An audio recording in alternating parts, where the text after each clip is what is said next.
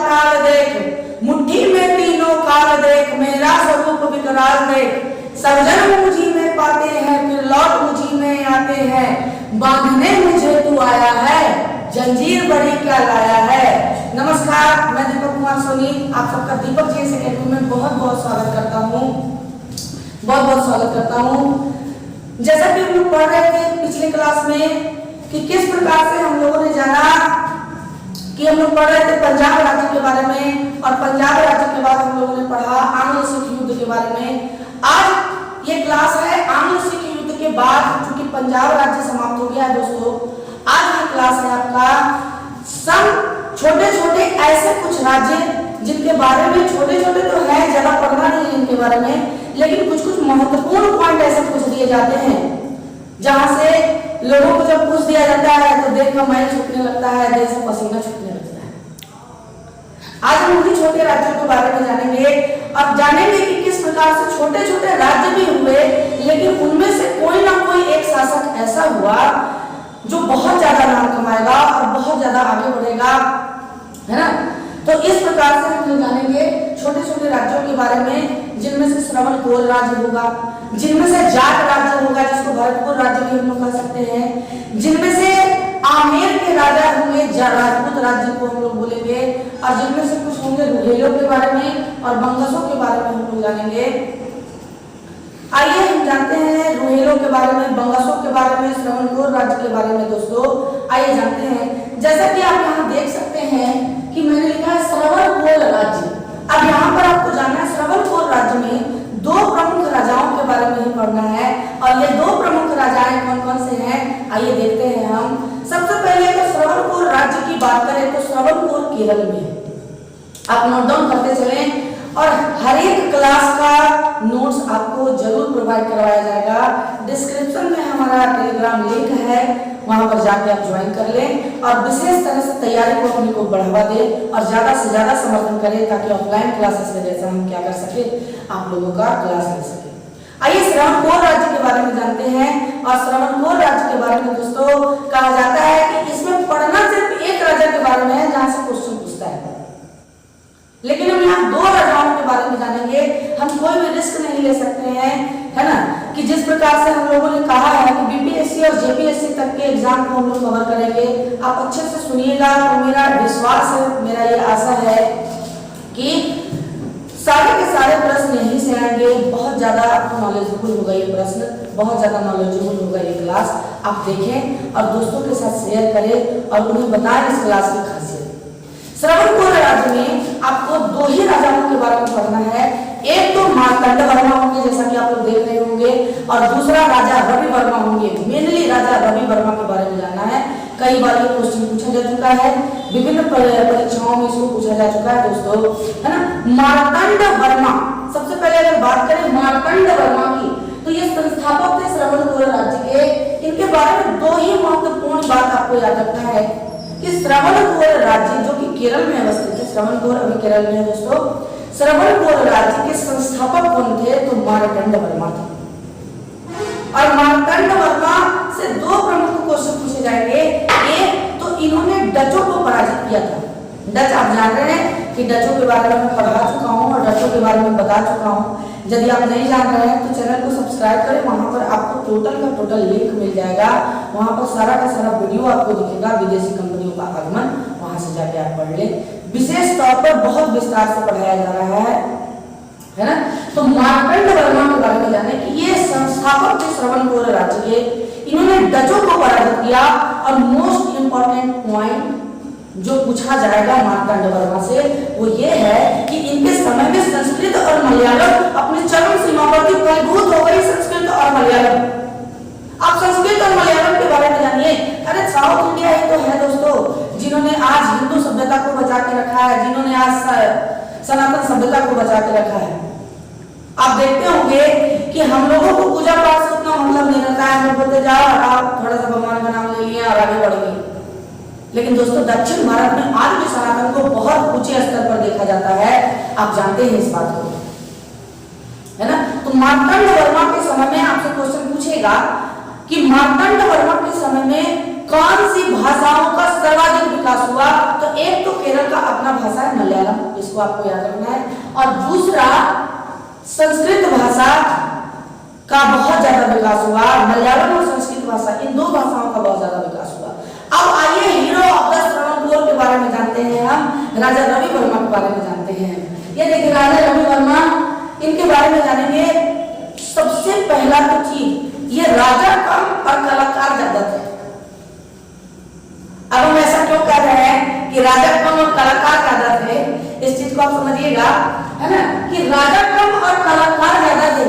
इनके बारे में कहा जाता है कि ये चित्रकार थे, विद्वान थे, संगीतज्ञ थे, कवि थे। दुनिया भर का जितना भी ज्ञान है कूट कूट कर भरा हुआ था इनमें, कुटाने से भी नहीं कुटाया तो और ज्यादा कूट के भर दिया गया। संगीतकार थे, कवि थे, आपको देख रहे हैं यहाँ पर चित्रकार थे, विद्वान थे, लेकिन इनको जो इतिहास में जाना जाता है दोस्तों, इनकी चित्रकारी के लिए जाना जाता है। और सबसे महत्वपूर्ण बात कि राजा रवि वर्मा का इंग्लिश काफी अच्छा था। ये क्वेश्चन आपसे पूछ सकता है कि श्रवणकोर राज्य के उस राजा का नाम बताइए जो अंग्रेजी बड़ा अच्छा बोल लेता था।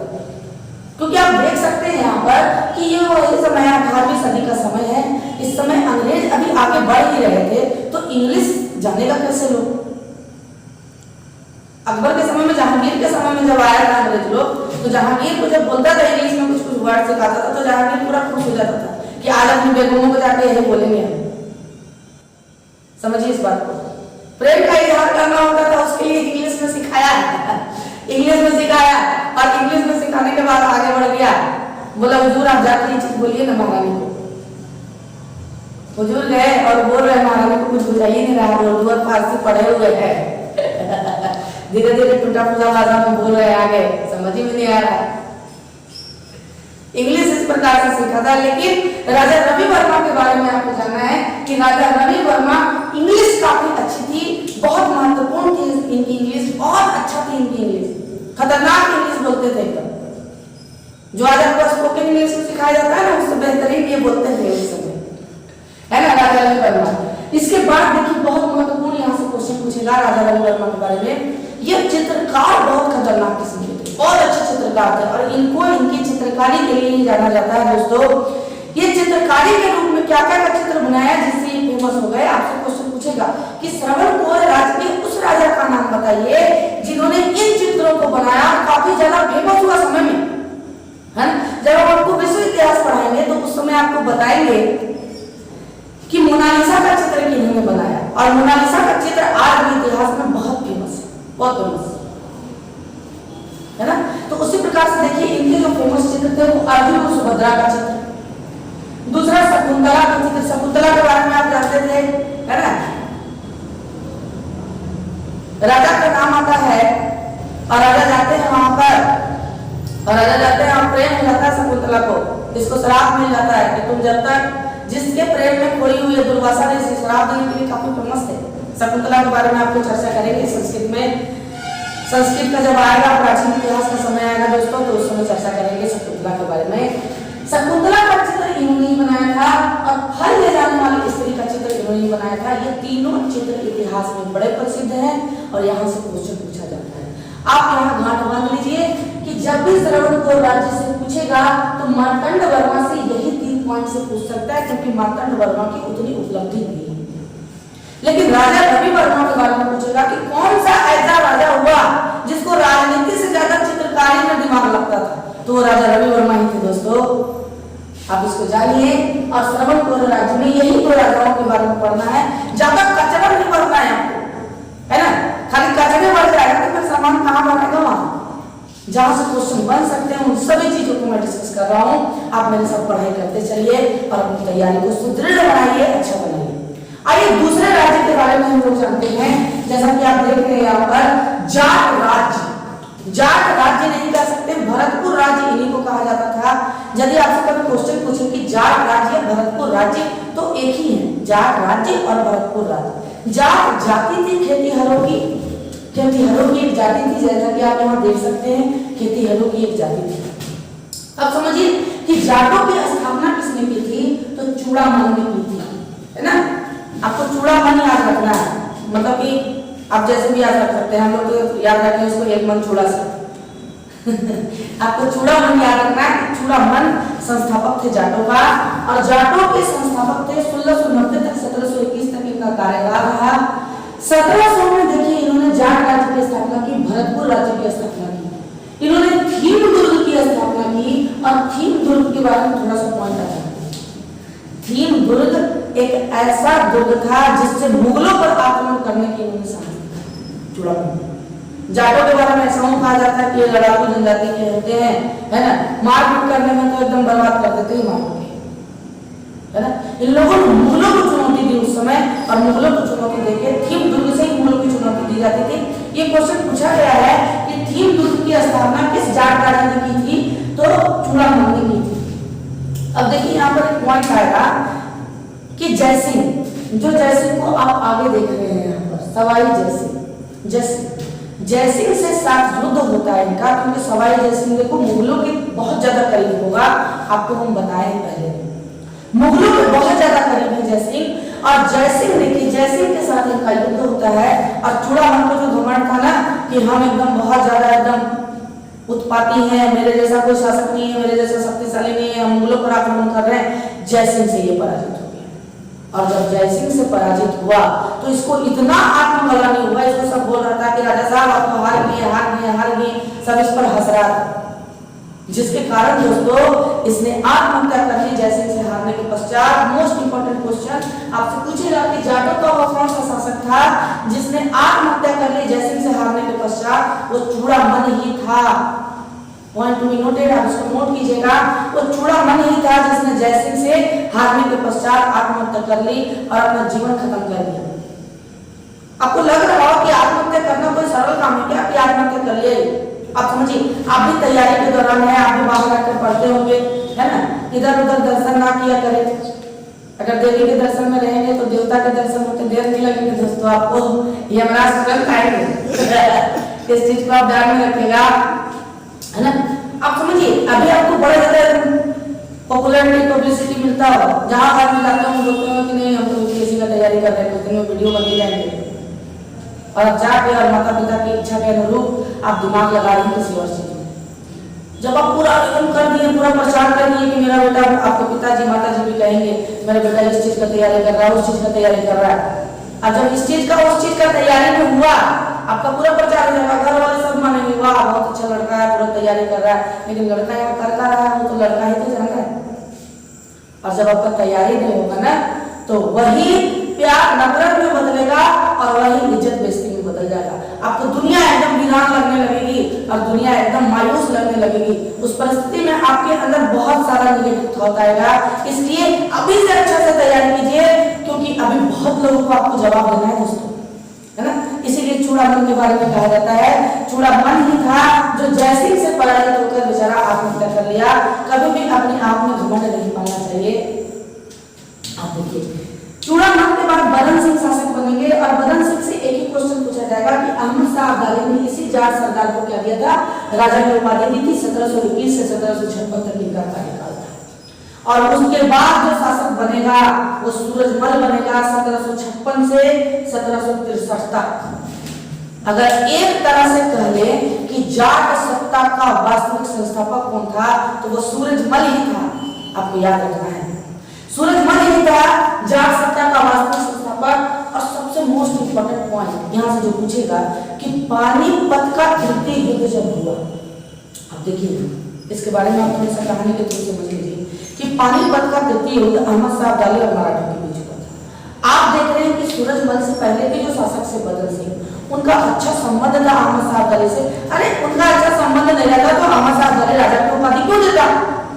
आप समझ सकते हैं इस बात को, आप हमसे ज्यादा बुद्धिजीवी हैं, आप समझ सकते हैं इस बात को दोस्तों, है ना, कि अगर अच्छा संबंध नहीं रहता तो राजा की उपाधि देता क्यों? और जब मराठे जो थे वो बेचारे कमजोर पड़ने लगे तो मराठे आए इनके पास। ये इनका एक गलत कार्य है, आप देखिएगा है ना, कि मराठे इनके पास आए, बोले सूरजमल साहब, राजा साहब आपकी सहायता चाहिए हमको अहमद शाह अब्दाली को पराजित करने की। ये बोलेगा कि ना हम सहायता होता नहीं करेंगे, एक तो तुम लोग को मार ही रहा है, दूसरा हमको भी मारेगा अगर हम सहायता किए। ये कायरता की निशानी थी सूरजमल की। लेकिन एक चीज और है कि इसके ऐसे ऐसे कार्य हुए कि जाटों में सर्वाधिक विकास इसी के समय में हुआ, जाट शक्ति इसी के समय में हुई, क्योंकि अहमद शाह अब्दाली का इसके ऊपर हाथ था। इस इधर से भी मना कर दिया मराठों की, नहीं बाप बहुत खतरनाक किस्म का आदमी, बहुत पगला आदमी हो, वो जने मार रहा है, जने एकदम सफाया कर ले ही जा रहा है। नादिर शाह का सेनापति था अहमद शाह अब्दाली, बताएगा पीछे मोहम्मद सलाम के समय में जब आक्रमण हुआ था, बोला कि ना हम आपका समर्थन नहीं करेंगे। मराठों को इसने समर्थन देने से मना कर दिया। क्वेश्चन कई बार क्वेश्चन पूछा जा चुका है दोस्तों, है ना, कि मराठों को समर्थन देने से पानीपत के युद्ध में किस जाट सरदार ने मना किया था, किस जाट शासक ने मना किया था, तो वो सूरजमल ही था। इसके अजीब अजीब कृत्यों के कारण इतिहासकार इसको जाटों का अफलातून कहते हैं। मोस्ट इंपोर्टेंट पॉइंट, जाटों का अफलातून किसे कहा जाता है? अफलातून कहा जाता है प्लेटो, है ना, कि जाटों का अफलातून किसे कहा जाता है? तो जाटों का अफलातून सूरजमल को ही कहा जाता है ना।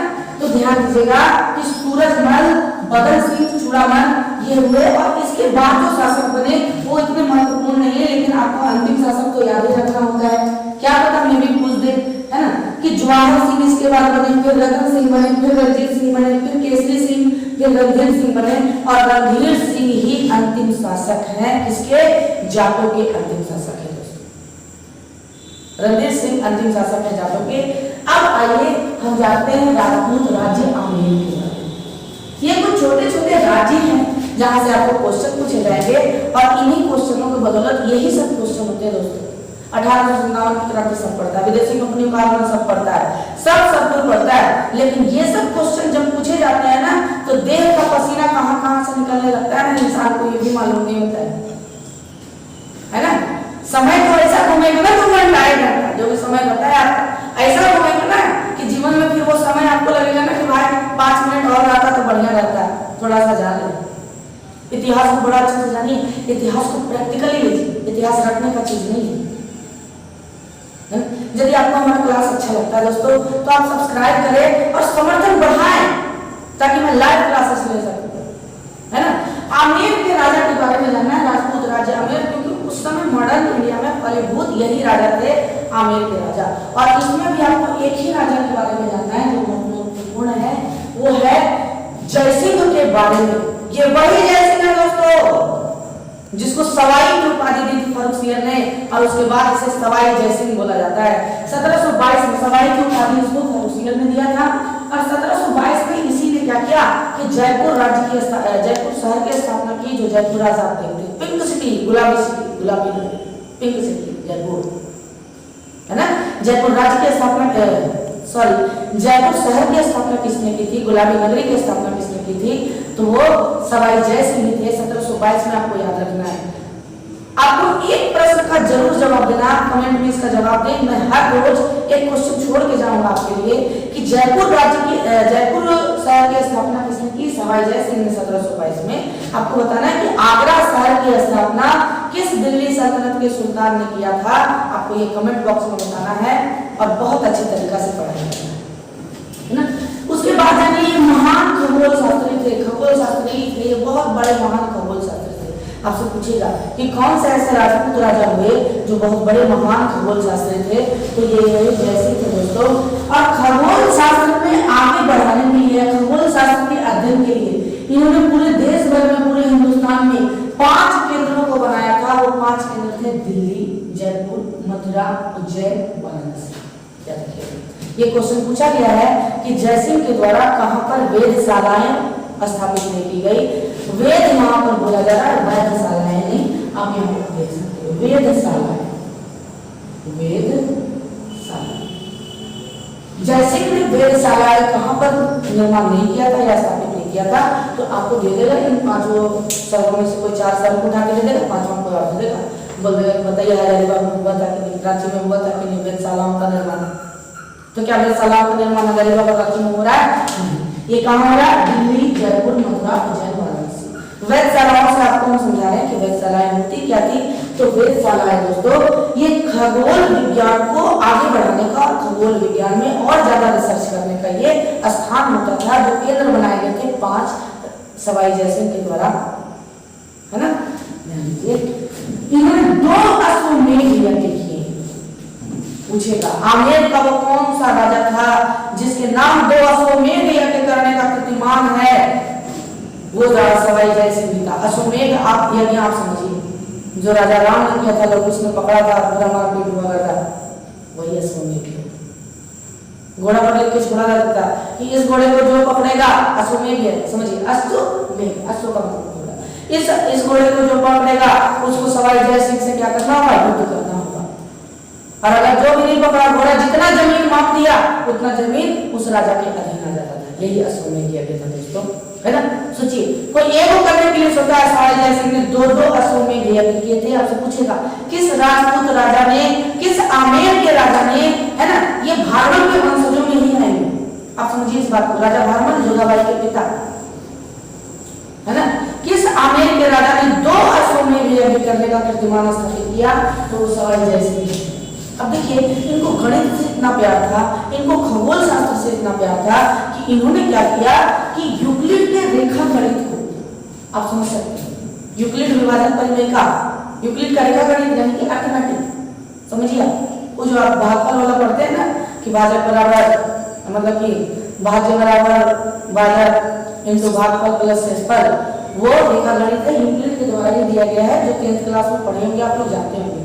यूक्लिड के रेखा गणित को इन्होंने ही संस्कृत में अनुवाद करवाया था। मोस्ट इंपॉर्टेंट पॉइंट है दोस्तों, है ना, कि यूक्लिड के रेखा गणित को इन्होंने संस्कृत में अनुवाद करवाया था।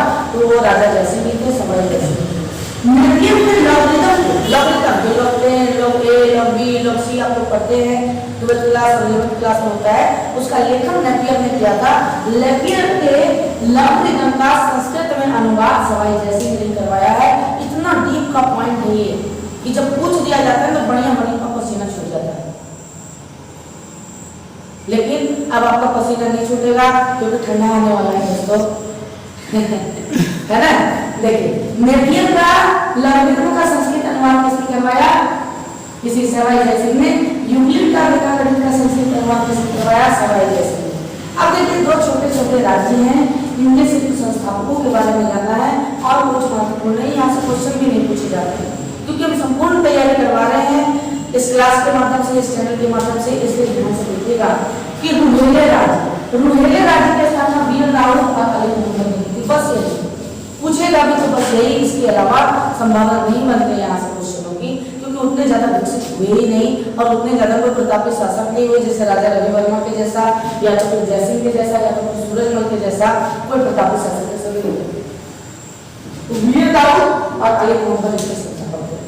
अगला राज्य बंगस राज्य, है ना, बंगस राज्य, इसको फर्रुखाबाद बोलते हैं। फर्रुखाबाद जो आप जानते हैं, फर्रुखाबाद राज्य में बोलेंगे बंगस राज्य को, है ना। मोहम्मद खान बंगस ने इसकी स्थापना की थी। इस चीज को आपको देखते चलना, नोट डाउन करते चलना है दोस्तों। और मोहम्मद खान बंगस ने बंगस राज्य की स्थापना की। बंगस राज्य कुछ और नहीं, बस कि फर्रुखाबाद राज्य ने छोटे छोटे राज्य स्थापित हुए उस समय, है ना, जिसको हम लोगों ने पढ़ा दिया। अब कल की क्लास में हम लोग मराठा साम्राज्य के बारे में पढ़ेंगे और मराठाओं को पढ़ने के बाद, क्योंकि मराठाओं से तो क्वेश्चन पूछेगा, आप जानिएगा एक ऐसे शासक के बारे में जिसको मस्तानी से प्रेम हो जाता है, बाजीराव मस्तानी, रणवीर कपूर और दीपिका पादुकोण। रणवीर कपूर और दीपिका पादुकोण ने उनके किरदार को निभाया है दोस्तों। लेकिन आप जानिएगा विशेष तौर पर बाजीराव मस्तानी के बारे में, एक ऐसा प्रेम जो सभी धर्मों से परे था, जो सभी नीति रीति रिवाज से सबसे परे था। एक ऐसा प्रेम आपको देखने के लिए मिलेगा बाजीराव प्रथम के बारे में और मस्तानी बाई के बारे में। कल से हम लोग मराठा साम्राज्य की स्थापना करेंगे और मराठा साम्राज्य को आगे बढ़ाएंगे दोस्तों, है ना। ये छोटे छोटे राज्य थे जिसका हम लोगों ने एक क्लास में अध्ययन किया। अब देखिए कि मराठा साम्राज्य को पढ़ेंगे हम लोग कल के क्लास में, है ना। मैंने एक क्वेश्चन चुना था आपके लिए कि आगरा शहर की स्थापना किसने की थी, इसका कमेंट बॉक्स में आप आंसर दीजिएगा। और नोट्स पाने के लिए हमारे टेलीग्राम लिंक से जुड़े डिस्क्रिप्शन में टेलीग्राम का लिंक है ना। धन्यवाद, दुआओं में याद रखिएगा, बहुत बहुत प्यार दीजिए, समर्थन दीजिए, धन्यवाद।